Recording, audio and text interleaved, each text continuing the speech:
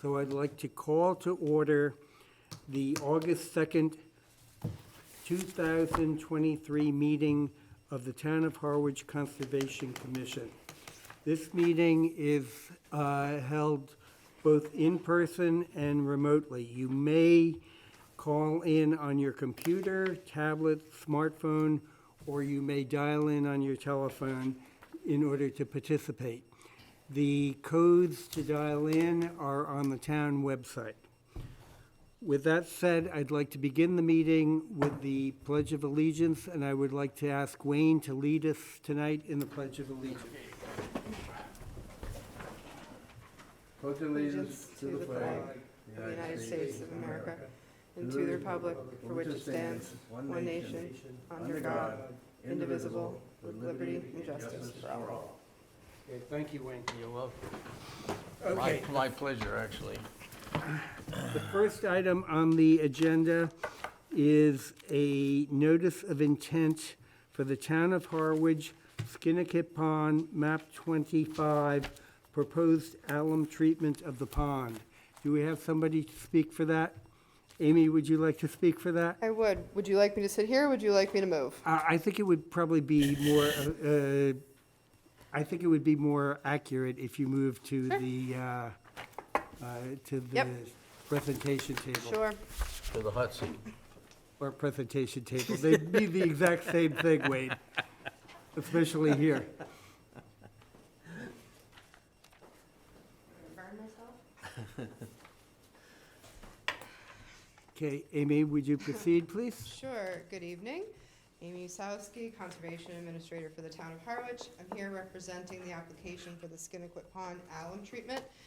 I'll just start by saying over the past 20 or plus years, the Town of Harwich, as well as the Watershed Association of South Harwich, known as WASH, which are the owners around Skinnaquit Pond, have tried numerous means of abating the algal blooms that are forming in Skinnaquit Pond. Skinnaquit Pond is a small kettle pond, and it's mostly surrounded by homes. The town does own a property on the north side, which had previously been cranberry bogs. Through discovery more recently by Ken Wagner of Water Resource Services, I believe, it was found that a lot of the nutrients, the phosphorus that's in the pond, is latent, essentially has been there a very long time and is likely a result of previous usage, i.e. farming operations potentially, and not so much from more current inputs is what, and I can't answer any questions if there's questions about that, but Skinnaquit over the years has experienced numerous algal blooms. As of recently 2 years ago, Skinnaquit Pond was closed for more than 2 months because of the bloom kept doing recycling, growing, dying off, then recycling itself and growing again. There's been numerous methodologies that the Town of Harwich has employed over the years to try to improve the water quality there. Those are outlined in the Skinnaquit Pond Evaluation and Management Options Review Report, and include straw bales, aeration with a solar bee, and that's just to name a few.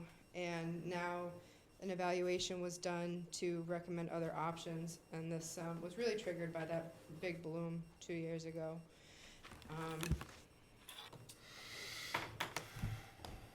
So what the Town of Harwich and the Watershed Association of South Harwich received funding, CPC funding at town meeting this past year for this project. The Watershed Association of South Harwich has already themselves, the homeowners, contributed quite a lot of money in the past 20 years towards remediation in the pond, and they've asked the town to assist, and they were granted CPC funds for this. Various options were evaluated, and the most feasible in terms of least potentially impactful environmentally, as well as most cost-effective, was deemed to be treatment with alum. Alum will bind the phosphorus and sink it to the bottom of the pond. How long that lasts is still kind of being discovered. We say about 10 years, but we're going 15 to 20 right now on Long Pond. When we treated Long Pond, and Long Pond's water quality is still pretty good. So I will answer any questions that I possibly can, but I am not the technical expert on this. Do you have any questions? Okay, let's start with members of the board of the commission. Wayne, do you have any questions or comments? Go, skip over, I'm still thinking about this a second, I Okay. guess. Formulate something in my head here. What was the consensus of the commission? Because I know we had discussed this at an earlier point, I believe. About the CPC application, the Conservation Commission was asked to weigh in on whether they would support a Community Preservation Commission application to Okay. town meeting. We didn't vote on the projects, we didn't have the whole scope ready yet, and, but the commission, I think, voted to put it forward, like, to recommend it to go forward to town meeting. That's pretty much how I remember it, Yeah. but it's not particularly clear.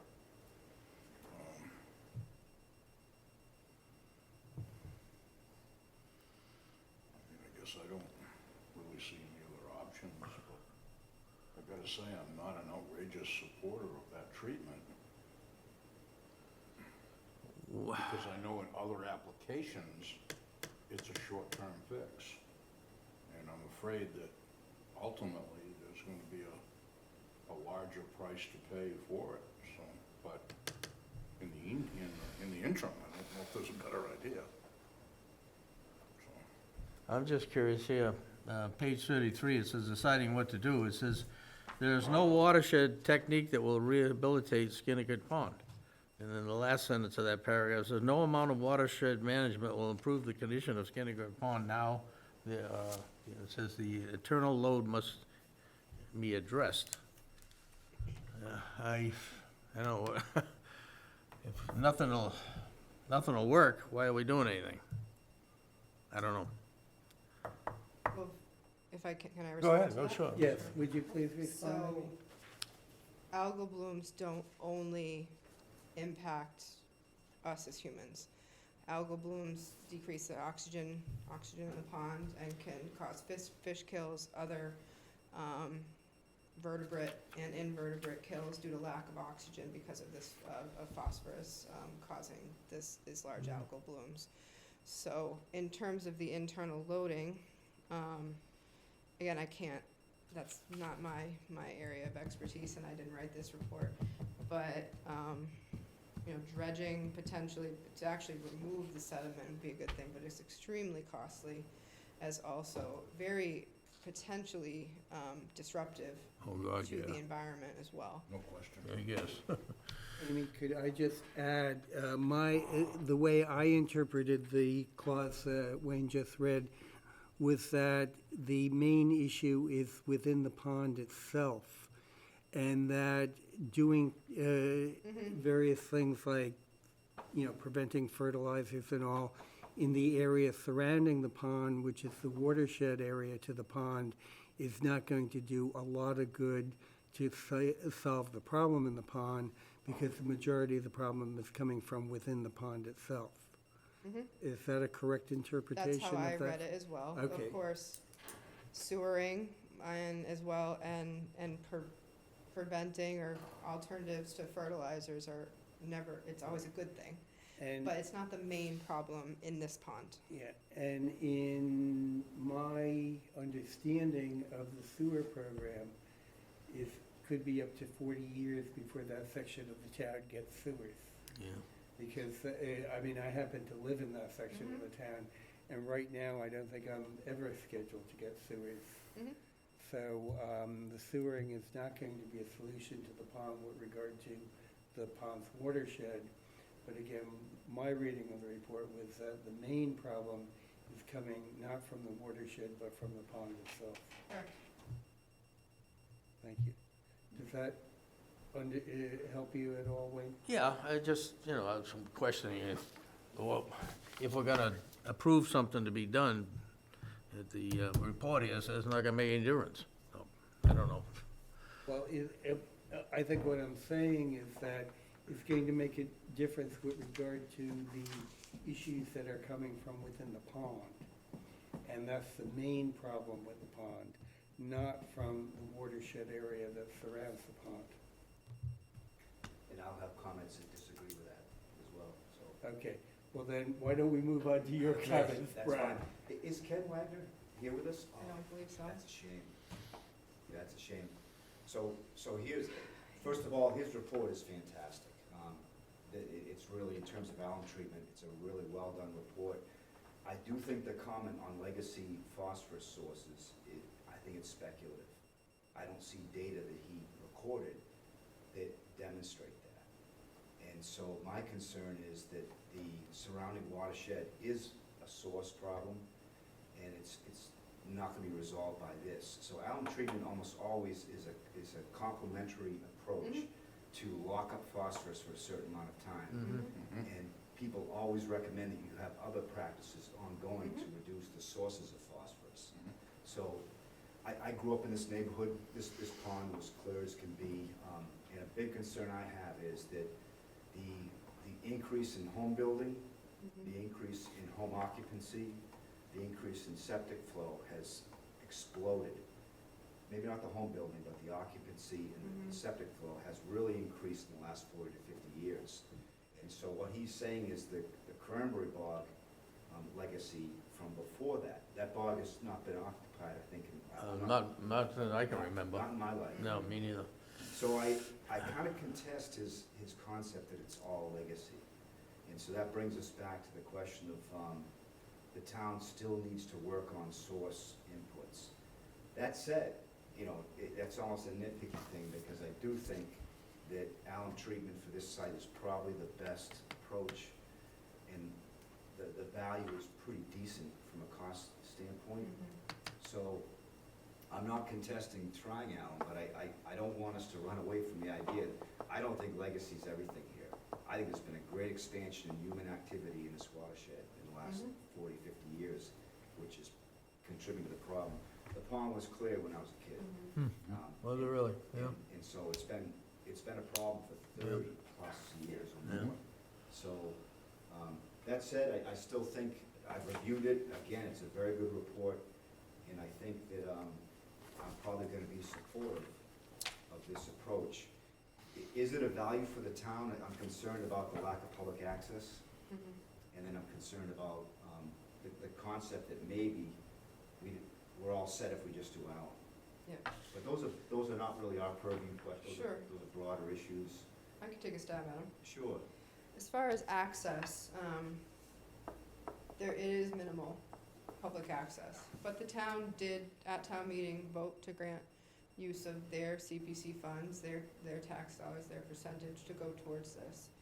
So, I think in that respect, town has an obligation to honor that. Town meeting said, let's support this, and they did. It's relatively small, compared to Hinckley, the ask, is relatively small, and I think in general, I think it's the best of the options, and I would agree with you, there's some latent, but it never hurts to better educate people on proper practices on their properties. Yeah. What was your other question? I'm sorry. It was Well, public just access. 2 points as to why the town should look at this closely. The one was public access, and the second one was, let's not shy away from the watershed contributions. because Absolutely. I'm really concerned about this area. Yep. For some reason, the planning process for sewers decided this part of the town wasn't a priority. I always disagree with that. Look at Red River Beach. Yeah. It is, that water is badly eutrophied. And so I've always felt that this area should be somehow bumped up on the scheduling, and that would help Skinnacook Pond as well. But, I'm gonna support this. I think for this site, it's the right thing to do right now. So I'm kind of asking these broader questions, but I'm gonna support it. I've got a few smaller questions, and then, I've got a procedural question too. The procedural question is the notice of intent. When I looked at it earlier, I only got 2 pages. Today, right now, I can see there's 8 pages there. Oh. The notice of intent did not check the box that's a fish run. So therefore. Because I thought the fish run ended No, at the it- time. We can it- change It that. includes the spawning and nursery habitat for river herring. So this should have gone to the Division of Marine Fisheries, Okay, and I think it's helpful to get their comments on monitoring. Okay. They're not gonna have a lot to say over the decision of the town to do it or not, but I think that it should be sent to the Division of Marine Fisheries. sure. And obviously, I'm kind of wearing 2 hats here. No, thank you for that. I literally, when I read it, Yep, they'll help with monitoring. And if I can, let's see, I really want to ask Ken about, if he measured hypoluminetic oxygen demand. A lot of his calculations are based on that. It's not clear from the report, if it was measured or if it's, estimated. So that's a question that, I'll try to get that for you. yeah, if we don't, I don't know if we can close tonight, given. I don't think we should, Yeah. given the fish run. I mean, we Yeah. really should have DMF. I will request a continuance to the 16th. Okay. And maybe ask Ken, is the estimate for, the abbreviation is HOD, hypoluminetic? Hypoluminetic oxygen demand. Yeah, was that measured in Skinnequit, or is it hypothetical or Or- estimated? Estimated. And that's more just an interest in the science. I think the data is really good, the SecuDis data, chlorophyll data, this is a really well-prepared report. Well, we'll give credit to the Natural Resource Department, because for years, the Natural Resource Department, in conjunction with various volunteers in the PALS program, have collected years and years' worth of data on this pond. And that really helps generate the report. Yep. And then the other comment I had was on, it's a little unusual to have this really comprehensive report, but it doesn't really include the procedure. And then you can pick out the procedure, bits and pieces of the bid package. There's not like a clear narrative on what's gonna be done. Yeah, And so, but I can kind of piece it together. My question is, this probably should be done in the fall. that's what they're hoping for, September or early October. So I think we need to condition this, and I really don't favor September, because you still have juvenile herring present. Okay. And so, maybe when we come back to the hearing, we can talk with some details on conditioning when it should happen. And really, the impacts are, there's a rise in pH when this stuff is put in the water, and the industry's learned how to do that in a way that's not impactful to aquatic life. 20 years ago, Buffer it. there were a few fish kills. Yes, So you don't see many acute impacts, but you do see some impacts when the phosphorus binds with the aluminum sulfate, sinks to the bottom as a clot, and then sometimes you have benthic organisms that can be impacted. And I've read all the studies cited here, it's really good literature. What I'm hearing is there's an impact like in the first year, second year. By year 5, things kind of come back to the way they were. So it's somewhat of a short-term impact. So I'm okay with that, but I don't think you want to do it at a period when things are really active, when things are spawning. So the spring should be a no-go right. in terms of conditioning. And then if you want to do it when the temperature, I believe, is above 40 degrees Fahrenheit, Yes, so either you do it in the spring or in the fall. So I think we want to condition this for like a November, and maybe ask if October is essential. It can just, it's a small project, just get it done in the month of November. That's probably best. I think the concern would be that if we do get cold, Right, time, I think they're hoping to do it this fall. okay. So, but we can certainly I didn't, talk about that, and maybe I would ask a representative of WASH to be here at the next meeting as well, because as far as, I know they, the RFP has, been submitted to administration, Yep, in we don't have a certain number of answers, because it's gonna depend on how, like you said, how the successful applicant, the bidder, is going to actually do this. yeah. Well, I do feel strongly we should condition it to maybe the latter half of October is okay. Okay. But I think September, we shouldn't allow it to happen Alright. in September. So bid package seems to be, again, it's not like a narrative on what's gonna be done, there's a, this study, and then it goes right to a bid package, so it's a little bit different. So the other things, in terms of monitoring, it looks like it's only asking for 3 years of monitoring. Is that correct? That's what this has. I would have suggested, that's why I put the Hinckley, order of conditions in your Dropbox. I would mirror the Hinckley order of conditions if you were to Hinckley was approve 10. it. And I think 10 is, for some things, 10 is good. If it's a cost factor, you could drop off some parameters after 5. We can discuss that. Yeah, Yeah. but 3 is too lean. I think 5's the minimum, and maybe from 5 to 10, you have some cost savings by doing not everything. But I think you wanna demonstrate what happens.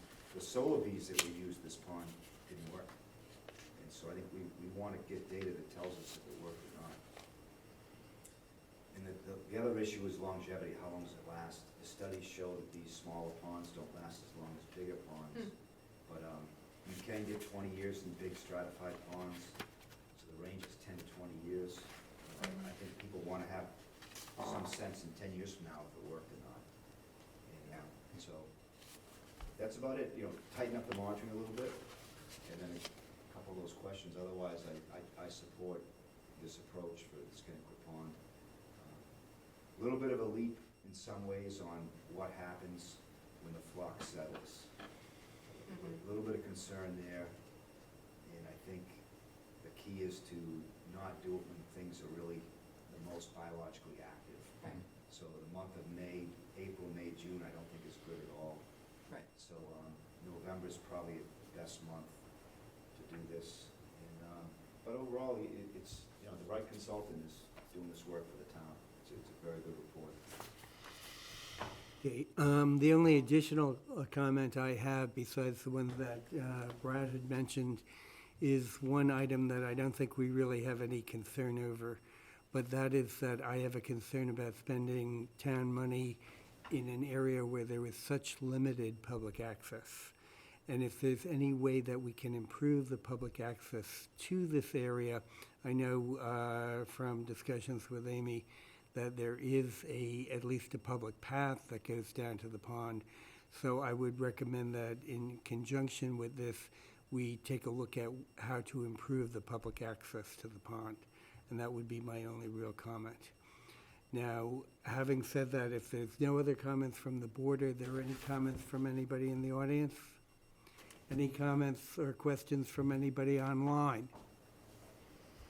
Hearing none, I would like to request a motion that we continue this hearing on the notice of intent for Town of Harwich, Skinnaquit Pond, map 25, to our meeting of August 16th.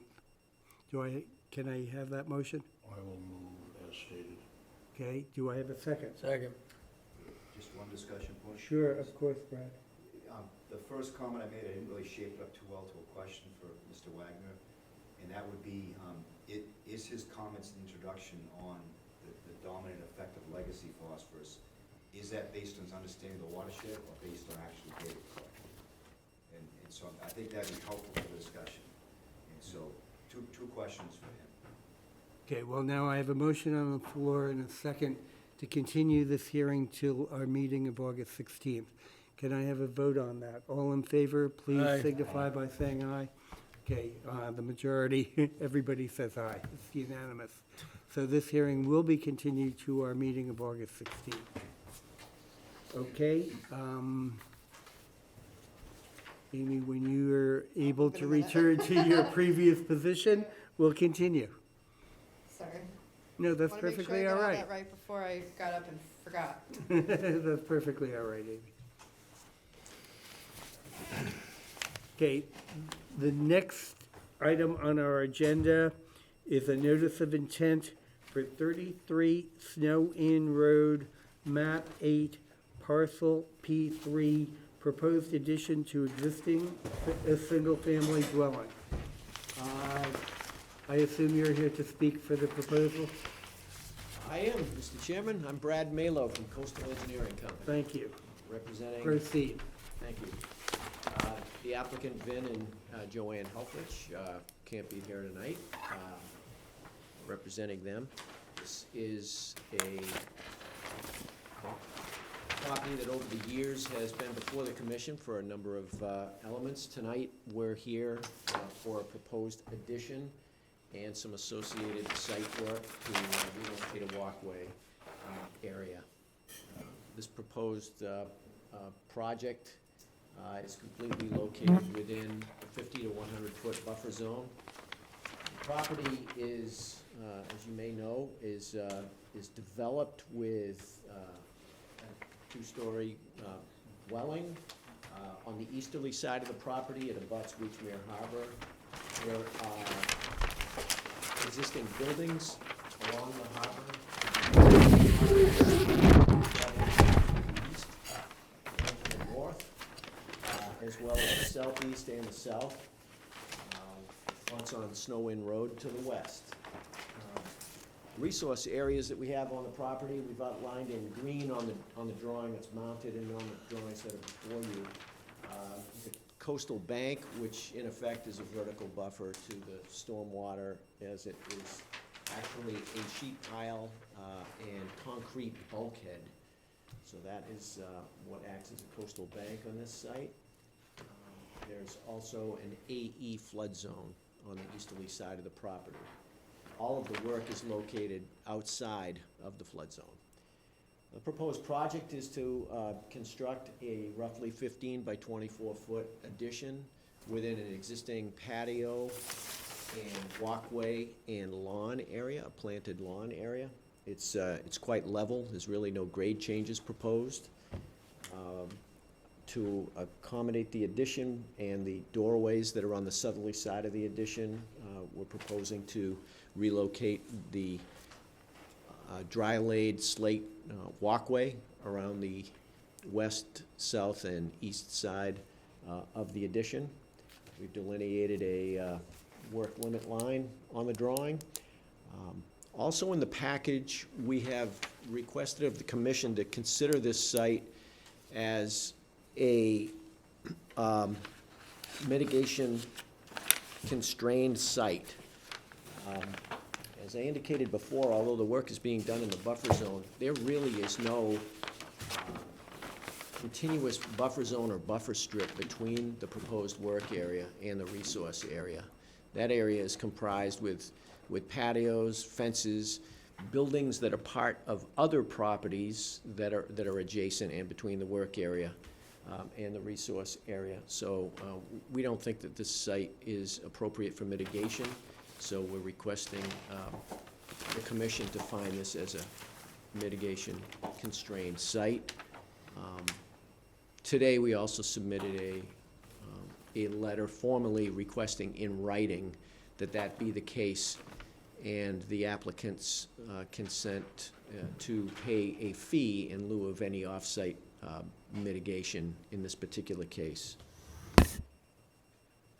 I've got more information on the project if you'd like, but if you have any questions, I'd be glad to answer them, but that's an overview of the project. Okay, thank you very much. Amy, we would like to start with your comments on this project. Yes, something I forgot to ask you before.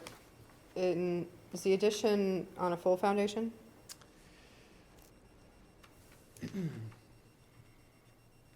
It would be flood compliant in that it is not in the flood zone.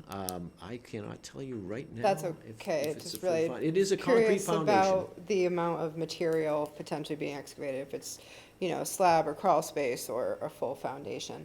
I'm not too concerned, but yeah, if it was, it would have to be flood compliant, even though the elevation at grade is 18 or 19 feet underneath is lower. I don't think it plays a big part. It was more out of just curiosity. The site is extremely highly developed. There are 2 dwellings, a pool, lots of patio areas, walkways.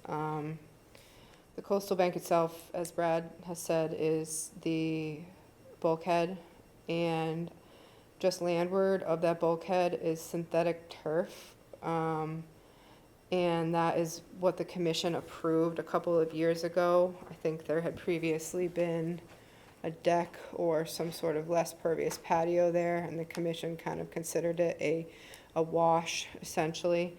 So there's really nothing natural about this coastal bank. It's performing storm damage prevention and flood control like a coastal bank does, but it's not providing any sediment anymore. It's not providing any habitat. The area where the proposed addition is lawn and walkway / patio. So in this particular instance, and I wouldn't recommend this for most projects, but in this instance, I think that the project won't have a negative impact to that resource area, which is coastal bank here, seeing as how it's so highly developed and protected already. And that it doesn't make sense, I don't see having any mitigation of substance being of any use, particularly on this property.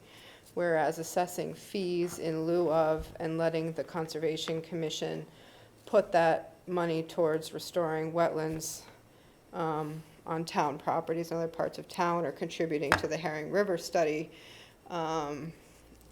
contributing to removal of invasives in the Bell's Neck bog areas, I think mitigation would be much more useful environmentally and for things like that. So one thing I will mention, and I'll mention it to Mr. Helfrich as well via email, is they do have an old order of conditions to not be treating their lawns. And it does appear that the lawn is pretty much a monoculture, so likely some herbicides in there and probably some fertilizers. And that is prohibited in his old order of conditions, and this commission does enforce that. But for this particular project, I would recommend approval with the in lieu fees of $2,060 assessed, and that is derived from the $4 per square foot that the commission has in their calculation, their formula, and that's for 515 square feet of new structure. Okay, thank you. I'd now like to ask if the commissioners have any comments, questions, or would like to make any further statements on this. I'll start with Brad. Okay, thank you. I agree with Amy's analysis. I just have one question. I hate to ask it, but I have to. Anything outstanding at this property from past reviews? Any certificate of compliances that are outstanding? No, they just, not as far as I know, they have out the ongoing conditions, which is about the fertilizers that they should be abiding by. Yeah. But a couple of years ago, they closed out a lot of these permits. I can double check, but Yeah, just, I just want to make sure, that everything is being done properly, given all the permit activity in the last 10, 15 years at this location. That's all I have, otherwise I agree with Amy's. Okay, thank you, Brad. Mark? There's a lot of hard surface here, and I'm familiar with that property. As I recall, a lot of that patio is wetland bluestone. It would be my preference to see all of the patio and all of the walkway in a fashion that would be engineered permeable, not just dry laid, but legitimately permeable with documentation to prove that it'll work. You have a lot of square footage, there's a lot of water. That would be a wonderful way to control it and keep that aspect a little bit more manageable, and I really think that would be a benefit in general. Other than that, I have no particular issue with it, but I think that would be a sound requirement. Wayne? I have no comment. It's a pretty simple project in my mind. And I have no additional comment in support Amy's recommendation. So now I don't see anybody in the audience, so I won't ask for questions from the audience, but is there anybody online that has any comments or questions on this matter? Okay, hearing none, I would like to call for a positive motion on this matter. Can I ask the status of Mark's comment? Is that gonna be adopted, or we're gonna discuss that? I'd be glad Would your to speak to client that. agree with that? Anything that's in place, I would suggest to the commission that has been in place, that was approved, and it's been legitimized. The new work of the 515 square feet is a net change, so that's the addition as well as relocated walkway and such. So the walkway would be in kind. So my suggestion to the commission would be, we are controlling runoff. There's no indication of any erosion or any issues with runoff through infiltration basins on site, and that the surfacing of the walkways would be the same as what's there now. So I think we would prefer to continue with the current system that's in place. Well, Mark, given the do you have fact there's any no further- opportunity for mitigation in this circumstance, it seems to me that's a general way to improve the site. I think it's a prudent move myself, that's my opinion. With respect, we are, as part of this project, it's outside of the buffer zone, however, there is some driveway removal that is, that's being proposed. So in effect, that would alter and reduce some of the surface runoff, and that would be down along that southwesterly quadrant of the property.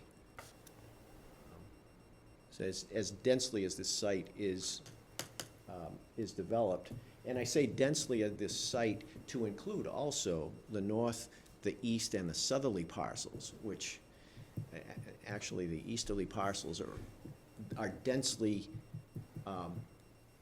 improved, that are outside of the control and the limits of the Helfrich's property, okay? It's the Weechmere Club. There's a boathouse down there and some improvements in that regard.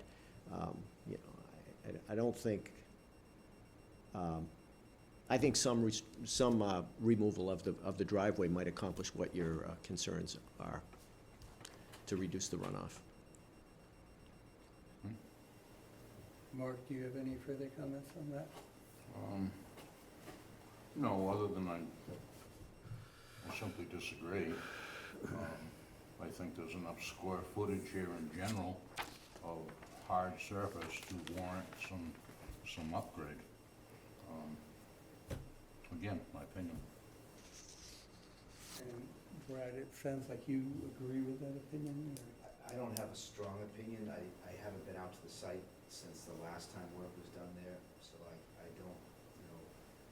And then would the mitigation cover that anyways? So would you trade the mitigation for that, what he's proposing? I'm not sure. We don't get that particular into, you know, in terms of, we can, I hear what Mark's saying, but in terms of how we would assess that mitigation, I thought that we don't get that particular into pervious or impervious, I don't think, for like a walkway. And this would just be for the new portion of walkway around the site. It's pretty flat, it's flat, there's not runoff coming off the site. But in general, I would agree, you know, that we would typically look for opportunities to improve, but I just don't know how meaningful that improvement on this particular site would be, that's all. It's a highly altered site. Yeah. Okay, any other comments or questions? Okay, then I was wondering whether or not we can have a positive motion on this matter? I'll make a motion. Go ahead, Brad. I guess, we'll see if the votes make it positive. Okay, go ahead, Brad. I move that we approve the notice of intent for B&J Helfrich Realty Trust, 33 Stone Road, map 8, parcel P3. Okay, Second. okay. Any discussion on the motion? Hearing none. All those in favor, please signify by saying aye. Aye.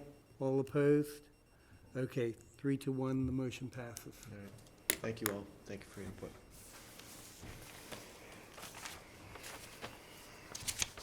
Okay, the next item on the agenda is again a notice of intent for 109 Riverside Drive, map 4, parcel 3A-A2, proposed reconstruction of licensed dock, bank stabilization, and dredging. Do we have anybody available to speak for this proposal? Is there somebody online that can speak for this proposal? Yes. Yes, Don Monroe from Coastal Engineering. Okay. Can you You're hear me? a little bit faint. Can you increase the volume so that we can hear better, please? I don't have a way of increasing the We can volume. hear on you my- now. Thank you. Okay, maybe I just got to speak up. That would help too. Thank you. Okay. Yes, this is Don Monroe from Coastal Engineering, representing J. Argus. I'll share my screen. Let's see.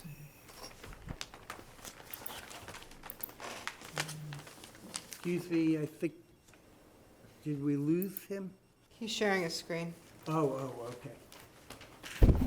I'm not sure if you can see that. Can you see that, Amy? Yeah, but they have the full copies in front of them too. It's We do not, have- We do have hard copy right in front of us, so. yeah.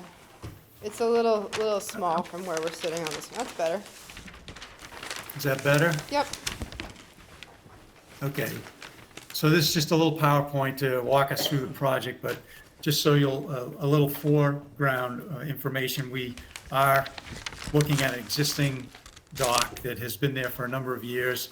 It is in land subject to coastal storm flowage, it's in land under ocean, it's got coastal beach, coastal bank, salt marsh, land containing shellfish, and is in the riverfront area. So this is the beginning of the dock. You can see the seats that are on either side of the platform that's at the top of the coastal bank. And you can see that the dock goes out into Herring River. This is an area that was brought to Amy's attention when there was a walkthrough with Crawford Land Management. There's a little bit of erosion going on under the existing deck on the coastal bank. It's relatively minor. It's going to be addressed when we take the existing dock out and do the reconstruction. I'll explain that in a moment. This is a side view of the existing dock. You can see that the stairway in this location here is somewhat dilapidated. The piles here are in the salt marsh, and the salt marsh does go out somewhat out into this area here when the tide is low. You can see there's a little bit of open beach here, and that the stairway here is actually kind of in the salt marsh. That's the existing conditions. Also, the elevation here, where it's ramped down, is not up to the standards of the current regulations in the town, nor is the elevation of the deck here above mean high water. So this is the proposed plan view of the dock. A number of things we bring your attention to is we went to Waterways and we also talked to the Shellfish Constable. John Rendon is fine with the location of the float here. We only made it a 6-foot wide float because he didn't want us to go any more than what's the face here. So you can see the existing dock is outlined dashed. We're moving out slightly. We couldn't move out any further into deeper water because John was worried about navigation and the distance across the channel, as you can see, where we indicate 111 feet to the deep water channel, but also to the opposite shore where there's an existing dock. This is an area where he doesn't want it out much further than what we're showing. So in order to bring the standard up to the depth requirement of the current conditions, we have to dredge about 20 cubic yards of material in this area here. I had Heinz look at this area. He didn't feel that there was a significant amount of shellfish. So we didn't do a shellfish survey. We would mitigate and give shellfish seed back to Heinz to put in other areas. It is a small amount, 20 yards. It's roughly a dump truck full, but it is necessary in order to get the depth that we need. Also, you can see we've tapered the platform back away from the coastal bank so that the pilings that are supporting the platform are moved back to this section, then through a structural beam going from here to here and from here to here, we'd be able to make the support work so that we're not introducing a pile or a set of piles into the coastal bank with the new proposal. So this is the existing cross section. You can see how we don't have much water at low water on the float. It's a relatively steep ramp. You can see that the elevation above mean high water is relatively not very high. Also, this pile bent, these two piles that are side by side are in the salt marsh, and these two are as well in the existing conditions. And then you can also see that the support for the back of the deck is right on the coastal bank, and you can see how steep the coastal bank is. That's where that erosion is taking place. Probably due to some concentrated rain runoff. So this is the proposed section view.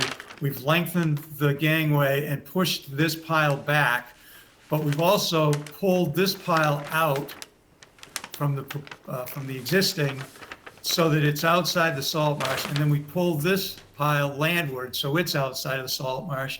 We've elevated it 5 feet above mean high water, but in meeting with Amy, she was also concerned about this area here where we were coming straight across with our original proposal.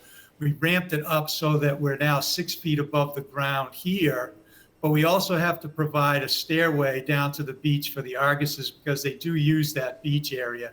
But we also moved that stairway outside so the old stairway was right in this location, right in the salt marsh. We've moved it out onto the coastal beach area so it's not in the salt marsh anymore. You can see the pile that we're introducing is above the coastal bank.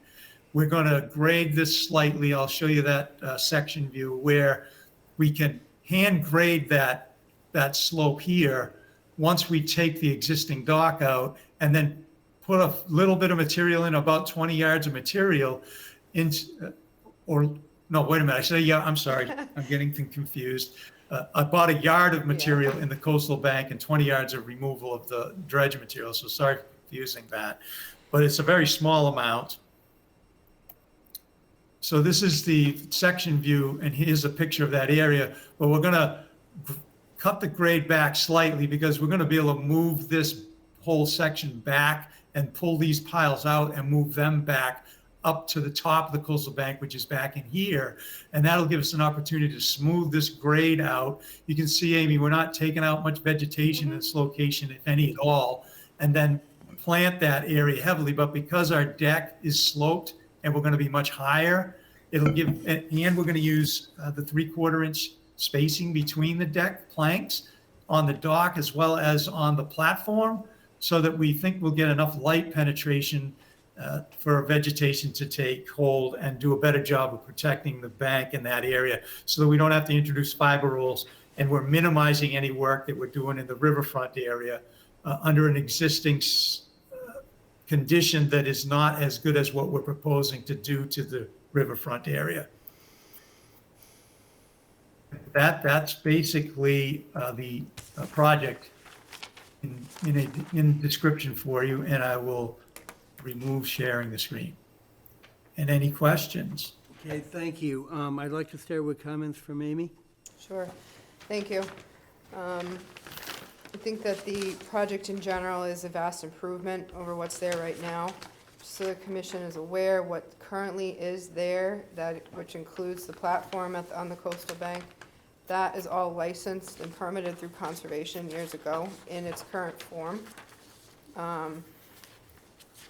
The current dock is only about 2 feet high above the marsh, and the float is at times and real low tides aground at low water. Since I wrote this, they're proposing to raise the dock so that there's going to be 6 feet of clearance. and that is from the decking to the marsh.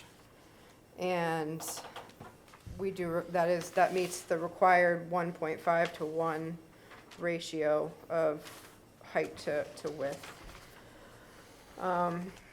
As Don said, there are currently piles in the actual salt marsh from the existing dock. The proposed dock will straddle, the pilings will straddle the marsh. The spacing would be at least 3/4 inches, which is what our new bylaw calls for.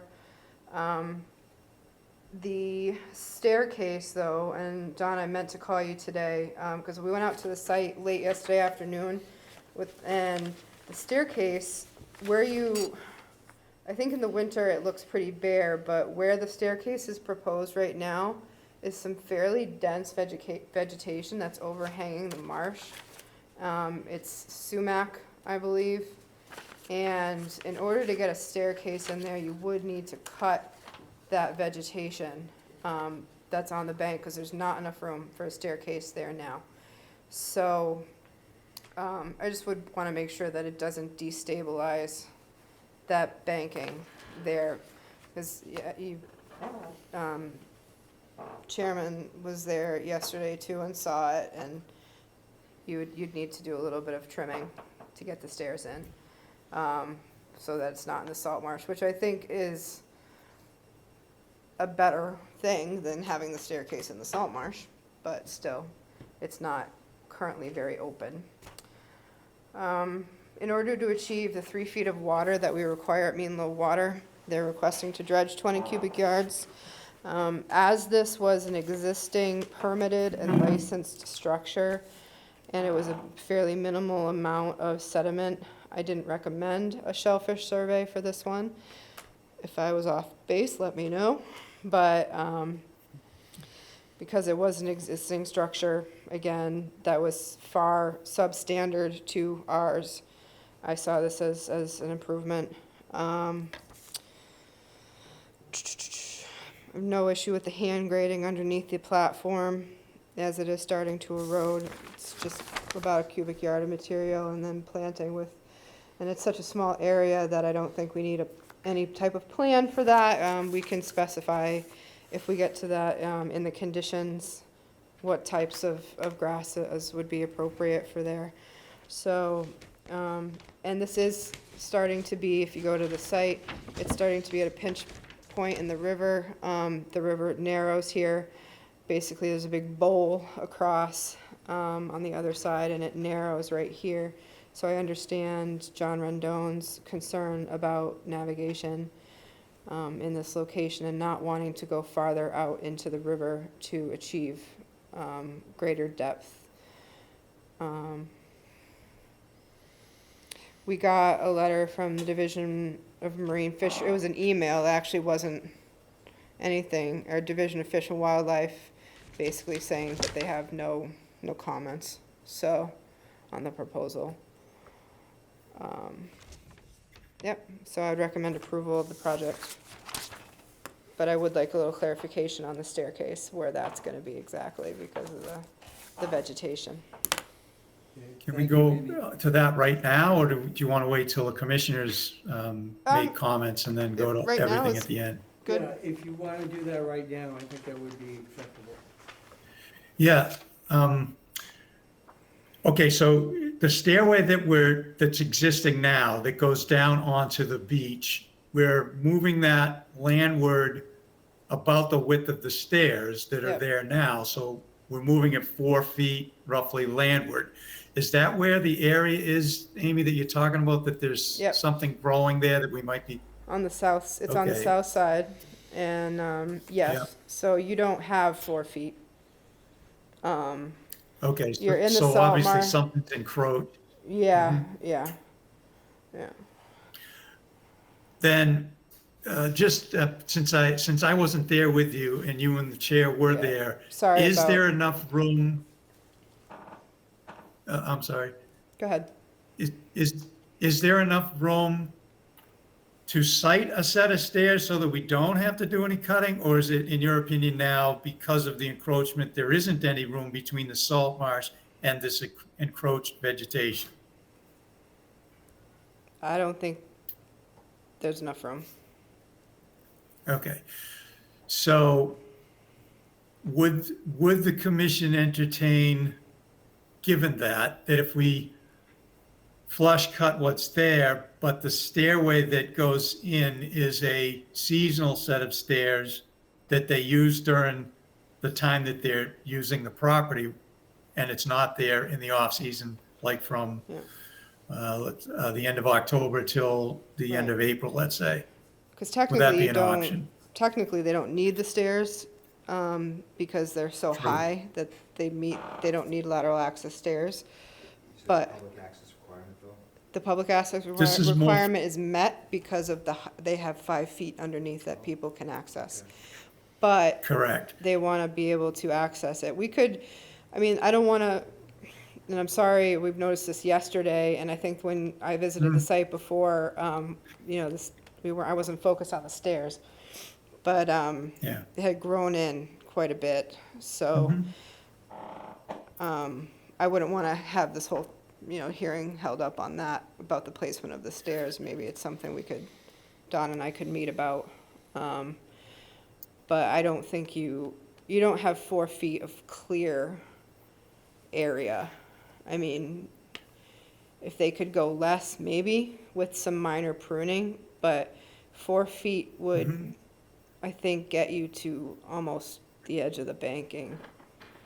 Where So what if we used like a 30 or 28-inch wide set of stairs, just so Yeah. they can get down there? Yeah. And, I didn't measure And it, so and we make could it- certainly look at that, but it's Okay. tight.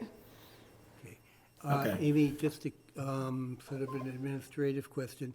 Is that an issue that you could take care of in the order of conditions, should we approve the project? If you're comfortable with that, yes? Okay, thank you. Okay, now, unless you have any more comments on that, I'd like to ask the members of the commission if they have any questions or comments. And I'd like to start with Wayne. The only question I have is on the dredging. How do you propose to dredge that material, and where are you gonna take it?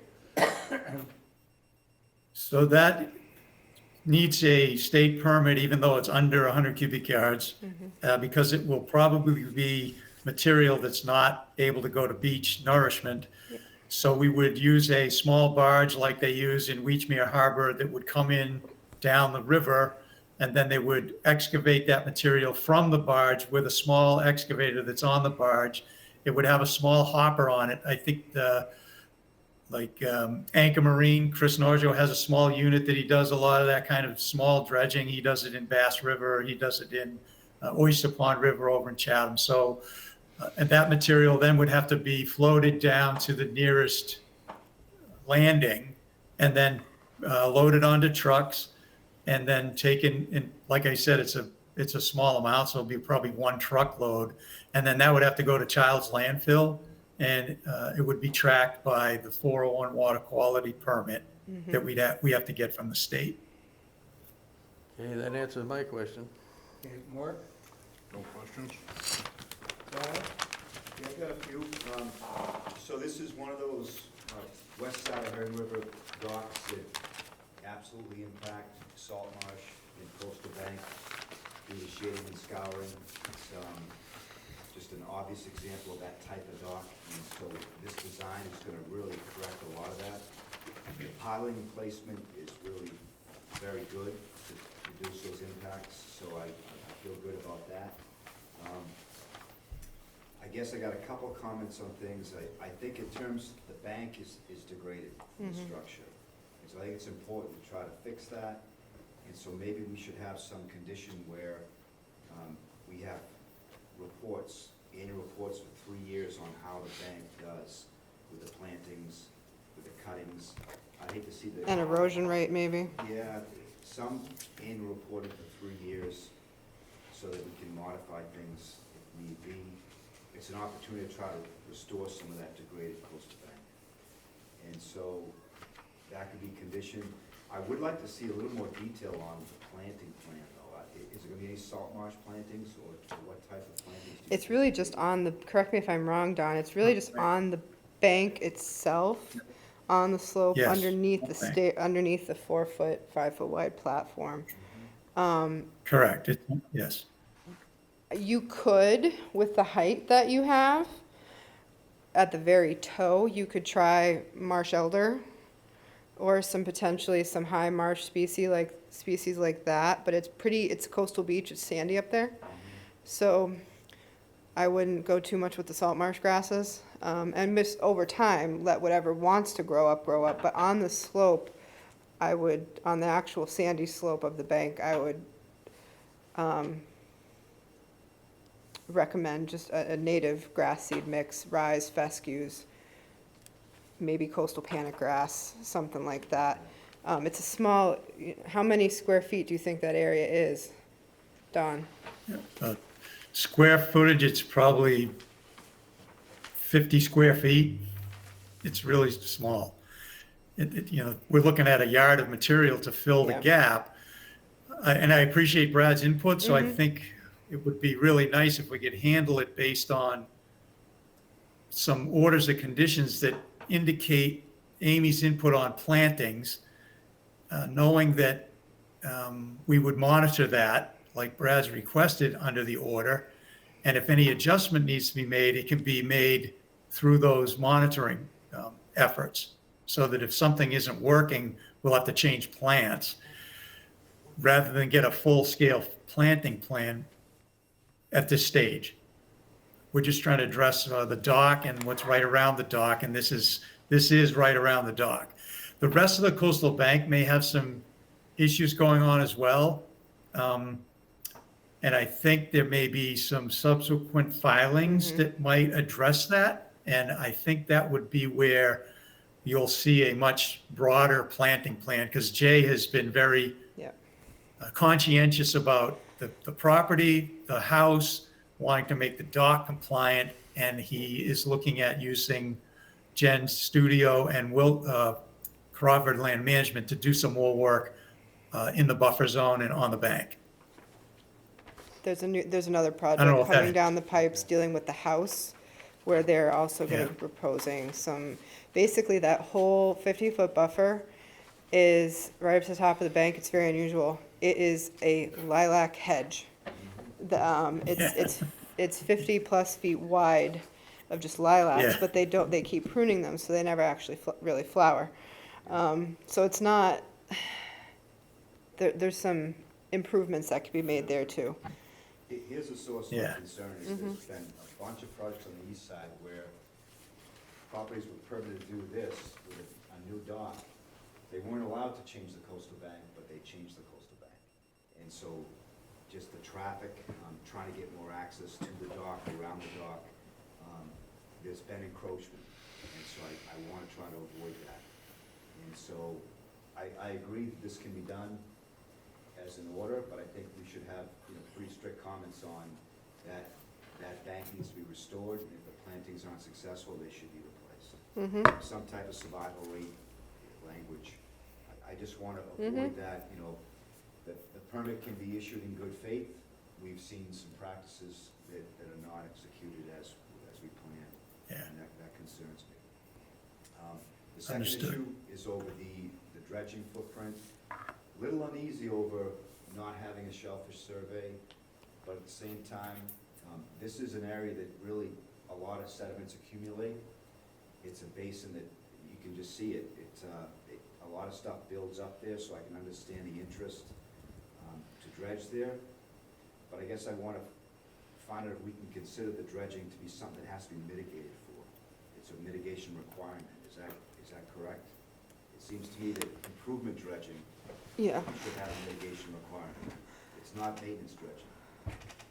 I'm not sure, I'd have to go look at our regs, that we require mitigation necessarily for dredging. I know we require it for new structures in a resource, which is, why we have shellfish mitigation for it. I don't have them with me, I could go pull them, I don't think it speaks directly to that. I think there's some other really good improvements Right. to Oh, yeah, this, There's yeah. a lot of improvements here. I just, the dredging is the one thing that gives me pause. especially without a shellfish survey. So I would like to consider that an alteration to the resource area that needs to be mitigated. Okay.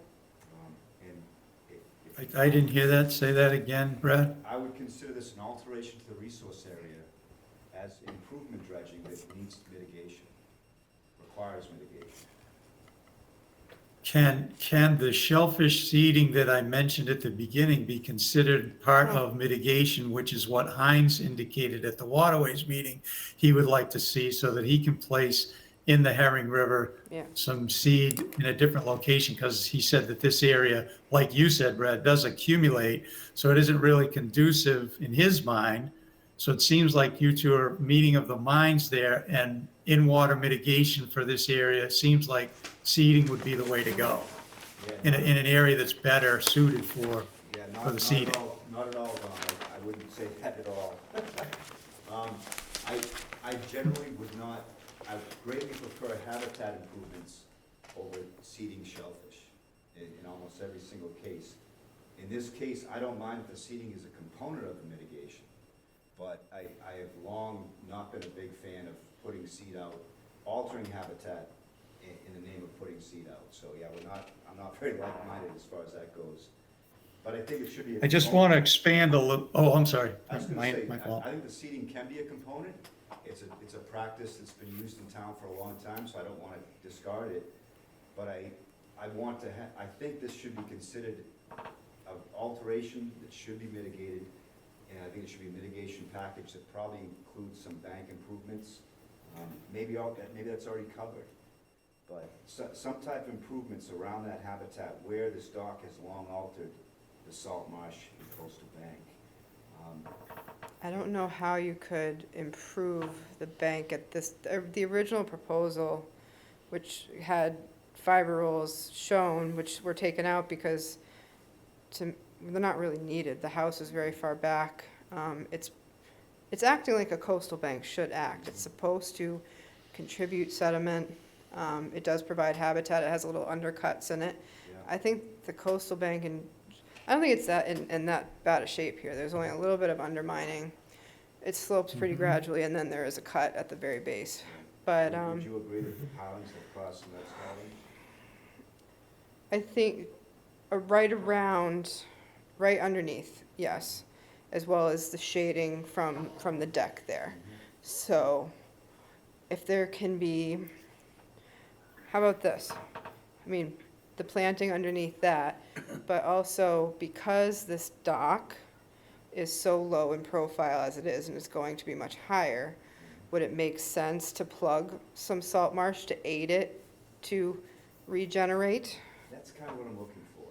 I'm looking for some combination. We can do that. You know, We can put some plugs, sure, because we know that Crawford Land Management is going to be working in this area in the future. So we could incorporate that in this proposal, Yeah. in the order. And then when we can do it right away or whatever, but we already know they're on board with some other work that's going to be presented. So 'Cause looking- I think that makes sense. Yeah. Yeah. Looking at density I don't see- underneath that dock and versus north and south, actually mostly north because the marsh is thicker to the north than to the south. I would say the density of the marsh underneath the low dock is probably only at 50% compared to what it should be. So, yes, with a higher dock over time, that will regenerate on it, should regenerate, but let's help it out a little. Would that be amenable to everybody? I think that's what I'm looking for. Okay. I really, I've been harping forever, let's just not rely on seeding Yep, to, allow these type of alterations. I think it makes sense to dredge here, so I don't really oppose it. I'm just a little uneasy about Yep. not having shellfish I understand. survey. But if we can have some. So here's component- another thing, Brad. The dredging, when we do it, it will help anything that we plant, because I think that material could tend to, as it moves towards that marsh, salt marsh that's there, could be smothering it. So if we get rid of that material and then concentrate, like Amy says, on that area that's under the existing dock to plug it, then it probably would do much better with the elevation of the dock as well as some assistance in plugging. Yeah, I think. I agree with that. The design is really important here. I think it's gonna be an improvement itself, but I'm a little uncomfortable just saying, okay, no survey, seed only. Some combination of seed Yep. and then some plantings, I think is a good way to go here. And then some conditions that, say, annual plans for 3 years to see how things go. Yep. See if the planting is Yeah. successful. The last comment I have is on, should we consider conditioning this so that they cannot have a boat on the inside of the dock? I'm a little bit worried about, we're being told that this is to get the 3 feet, and that, I'm okay with that. But I'm a little worried about if you put a boat on the inside, is that prop activity gonna cause greater impacts? So I'm a little concerned about, multiple boats being allowed to some of these, dock replacements.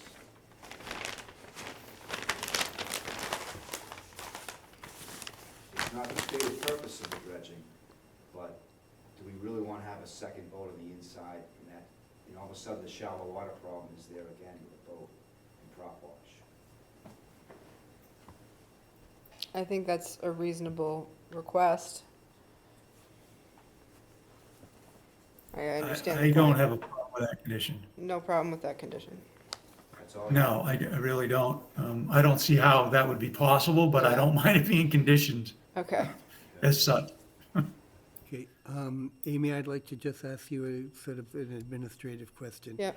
The items that Brad had mentioned that seem to be in agreement, would those be incorporated in an order of conditions, or should they be incorporated in any type of vote on this matter?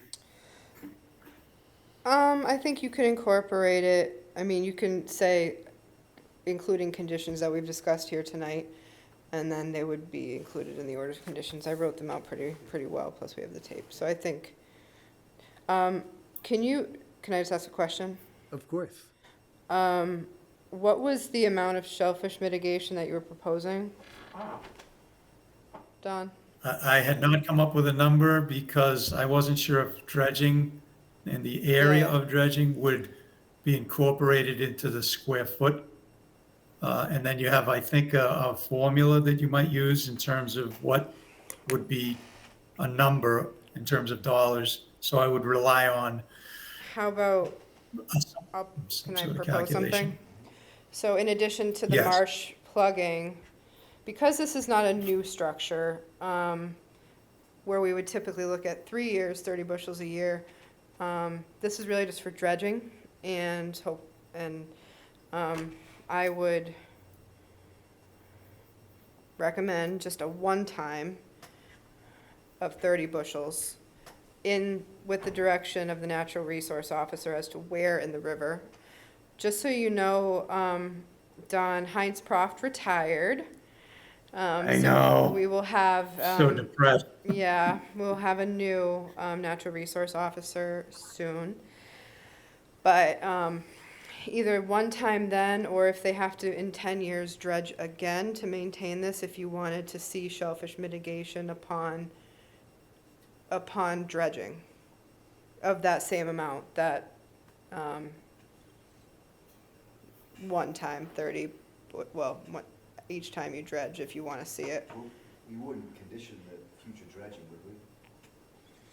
No, they would have to request that potentially on a certificate of compliance, and hopefully this doesn't have to happen too often, Yeah, so. so we could be silent on that. Yeah. All right, I- so Yeah. I would recommend the salt marsh plugging in a one-time 30 bushels of mixed class or mixed seed. Any other thoughts on that?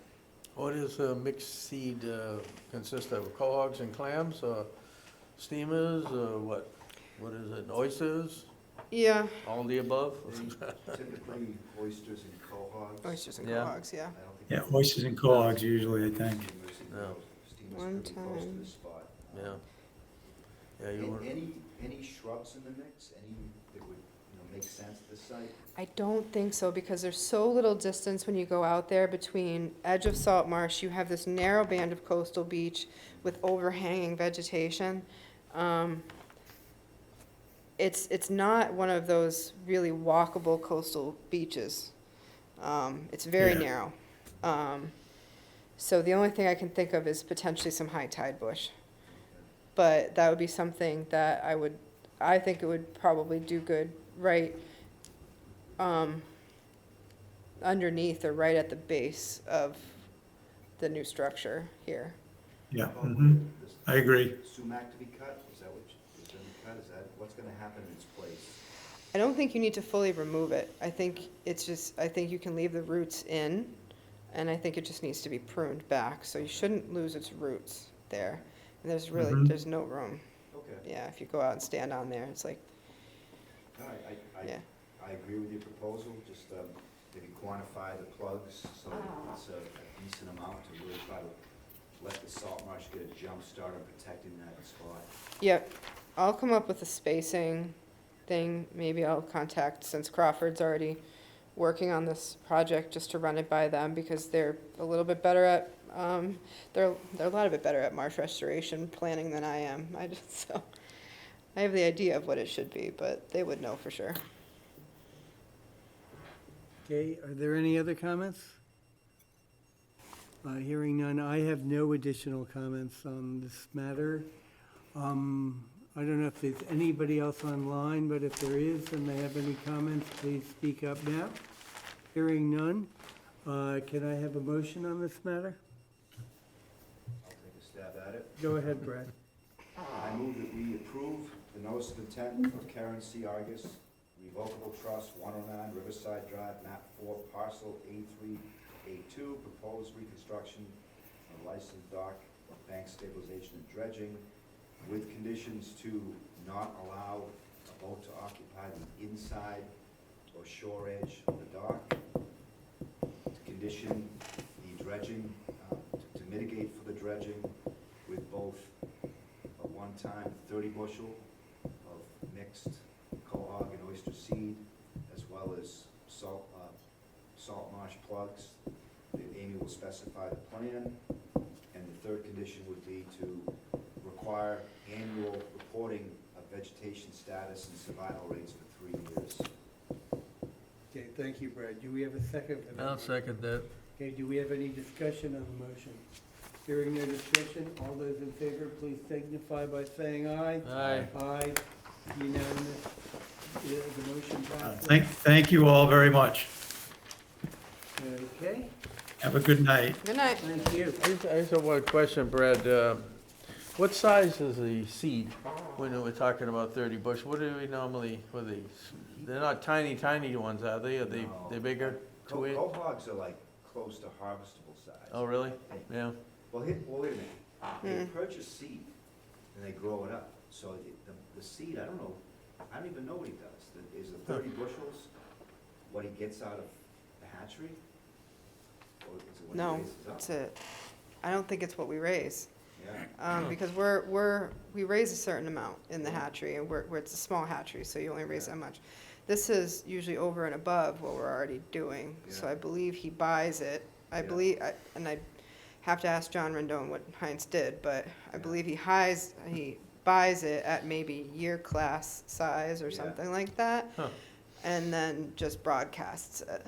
It has to be what he grows because 30 bushels of the small stuff. That's a lot of stuff. Yeah, no, and that would be a lot. I got a little funny story about that. Years ago, I was working on Allen's Harbor, we were doing bulkhead work, and Donald Ryder showed up with his helper and a couple of bushels of cohogs. And they were walking around the edge of Allen's Harbor, throwing them out in the water, and two guys were walking right along. Right behind 'em? 100 feet behind them, breaking them right up. I said to Donald, I said, why don't you just leave them in the parking lot, let them take them. Okay, well, I It was think, pretty humorous. unless there's anything else, I think we need to move on now to the next item on the agenda, which is the request for a certificate of compliance for 7 Great Woods Road, map 104, parcel E8-1-2, SE32-2371. Amy? Yep, so the project was for removal of a parking area, installation of walkway, beach modifications. It resulted as actually a violation for some cutting on the bank and some augmentation of their kind of an inland, pond beach that they had there. It ended up looking wonderful. They had hired Wilkinson Ecological Design to redo their slope, and it is a beautiful mix now of meadow grasses, shrubs, and trees that they had planted on that slope that are doing wonderfully. The kayak rack has been moved landward of the shed, which is where it's supposed to be. They had installed kind of these random, basically they had pulled rocks out of the water and made like a little revetment for themselves, and those were removed.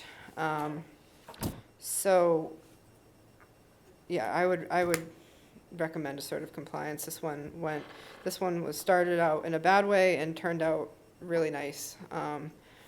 Really nice restoration plantings on the site that are doing very well, and they have been supplying their monitoring reports as has been required. So I would recommend a sort of compliance with ongoing conditions about no fertilizers or chemicals.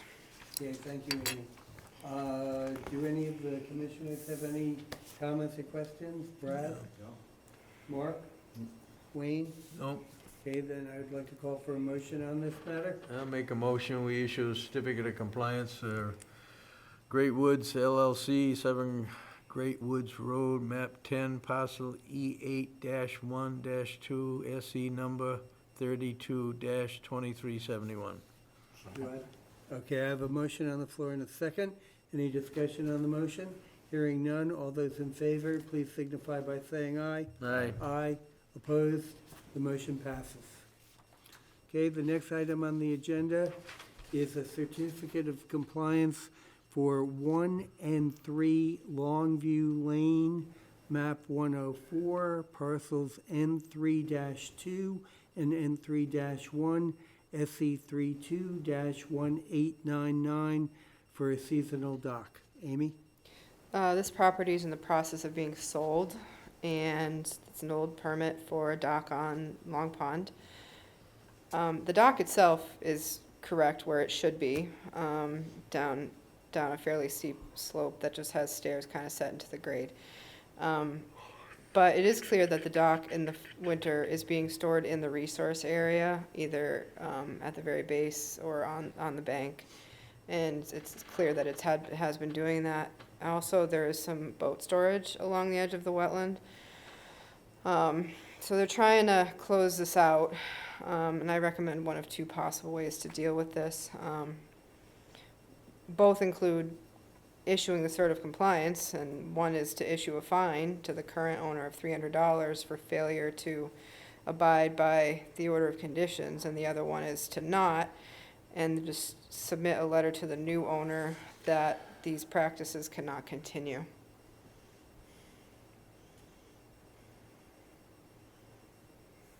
It's a gorgeous site. It's very natural. It's a big property on Long Pond too. I had actually never been out there. Okay, thank you, Amy. Brad, do you have any I comments? have a question for Amy. What do you think are the resource impacts of the storage the way it is? It definitely suppressed the vegetation on the inland bank. Yep. For me, salt marsh practices like that are very damaging, and I'd be all for the fine. Freshwater impacts are usually not as much, not as egregious, so I could go either way. Definitely need a very clear letter saying not a good practice. So, yeah, if it was an ongoing storage on one of the harbors, I would say, yeah, let's issue a fine. In this case, I'll hear what everyone else has to say. Mark? Don't have any remarks. Wayne? No comment. Okay, my thought is since the property is being sold, that maybe the letter to the new owner is probably a better way to. Kind of a proceed. warning almost, like we It's almost like a understand this has been warning. the practice and Right. you can't be doing this. So I would be more in favor of just a letter to the new owners as Okay. opposed to a current fine.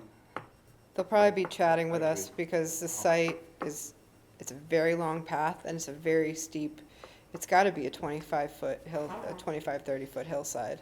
So they're not gonna wanna bring those up. Okay. but, Yep. With fines in this case, I think repeat offenders Yeah. and the salt marsh impacts are really important to consider. Definitely. They're usually not as big of impact Yeah. as freshwater. Right, so, maybe in the letter to the new owners, you may want to go through those issues. yep, I can do that. So that they're aware of it, and that if they continue that practice, we may be issuing a fine. Yep. Okay, do I have a motion on this matter?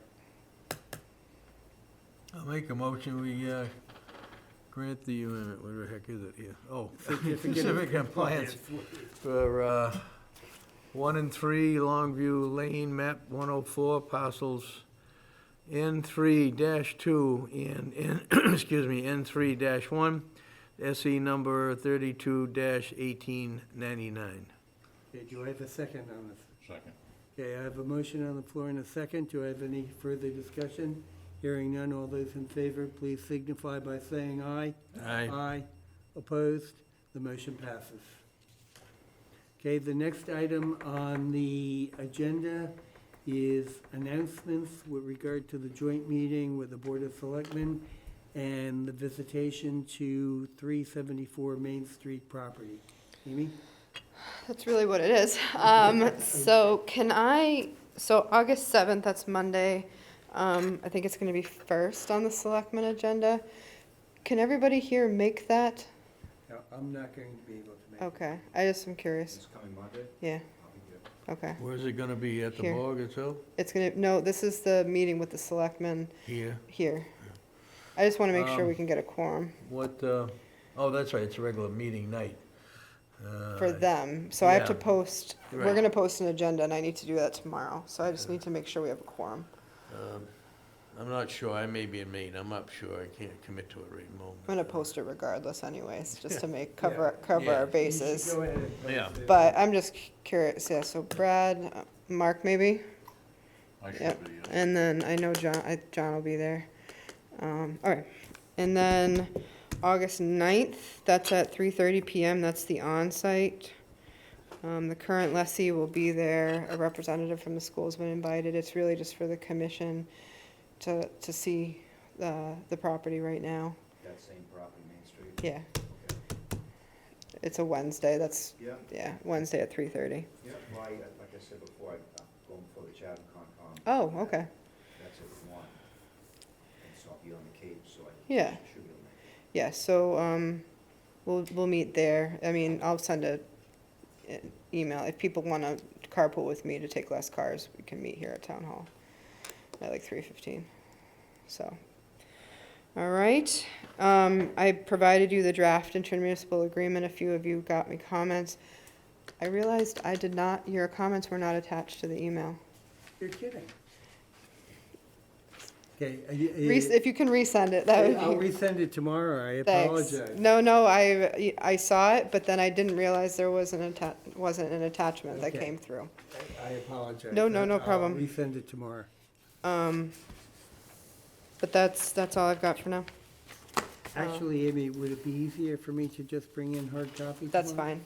I'll bring in hard copy Yep. tomorrow. We'll be in the office mostly in the morning. Okay, yeah, I can do it in the morning. Okay. Okay, the next item on the agenda is discussion and possible vote, Bell's Neck Land Management Plan revisions. Amy? I don't want to bring this back to you until all the revisions that we've gone through the whole document. I'm in the process of going through all the track changes, doing all the appendices, all that.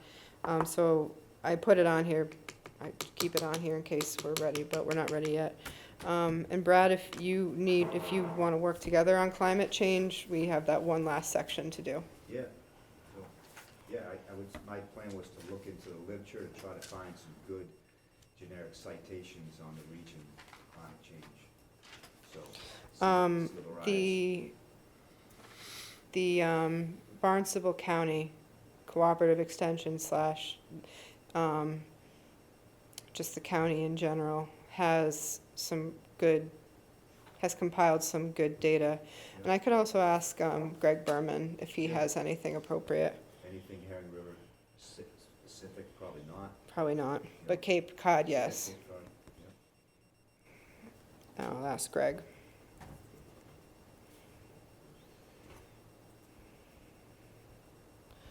All right, we just got minutes. Okay, next item on the agenda is the minutes of the meeting of July 19th, 2023. We just, we gave you a hard copy, because they were on your table when you got here, so, because we realized they weren't in Dropbox. So if you didn't read them and you want to have a chance to, I mean, it's early, we have time. Sorry about that.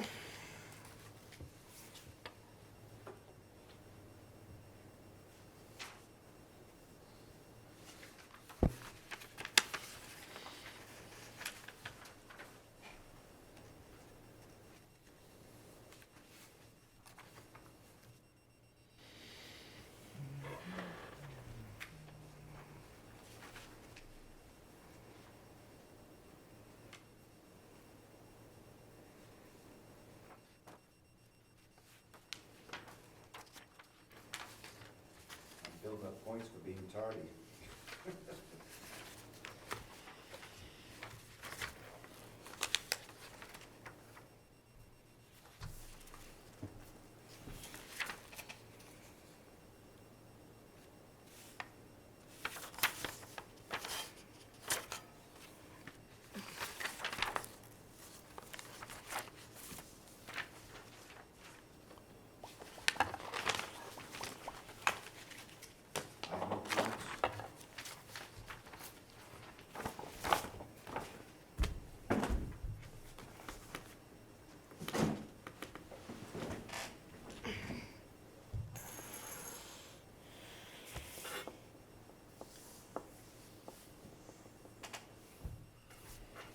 I have no comments. Yeah, I have your comments. Mark? I have no comment. Looks pretty good to me. Okay, could I have a motion on the approval of the minutes for this meeting? I'll make a motion, we accept the approval of the minutes here for, was it July 19th, 2023? Correct. Okay, do we have a second for that motion? Second? Okay, I have a motion on the floor and a second for that motion. Any further discussion? Hearing none, all those in favor, please signify by saying aye. Aye. Opposed? The motion carries, the minutes are approved. Amy, is there any other business that we should discuss this evening?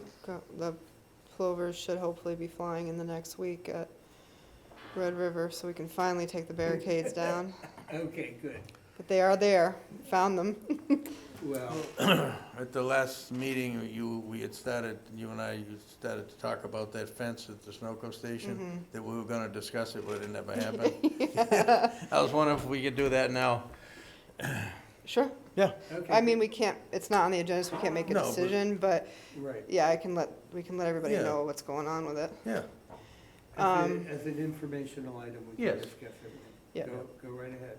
Oh, So, well, I happened to notice, happened to be at Dairy Queen getting a ice cream cone, and noticed a new fence on the, be the east side of the Sunoco station, right there on the edge of that swamp right there. And I brought it to Amy's attention, and she went down and looked at it, and I guess take it from there.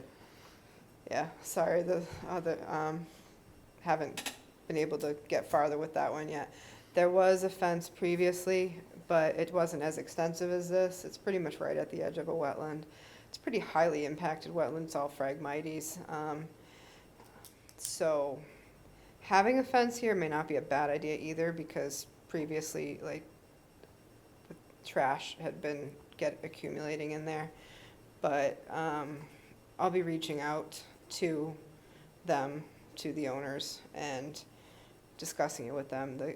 The fence is more extensive, but maybe I'll put it on the next agenda for the commission to formally discuss, because there's pros and cons to this fence. Okay, We fine. typically wouldn't let somebody build a fence, put in, or this close to a wetland.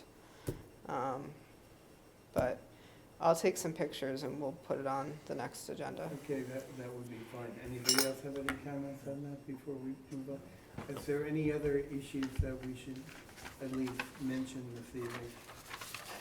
Okay, hearing none, could I have a motion with regard to adjourning the meeting? I'll move to adjourn. Do I have a second? Second. Any discussion on the motion? All those in favor signify by saying aye. Aye. Aye. The meeting is hereby adjourned. Thank Two you, things, everybody. two things to I sign. was gonna do them right here, I guess. impressive.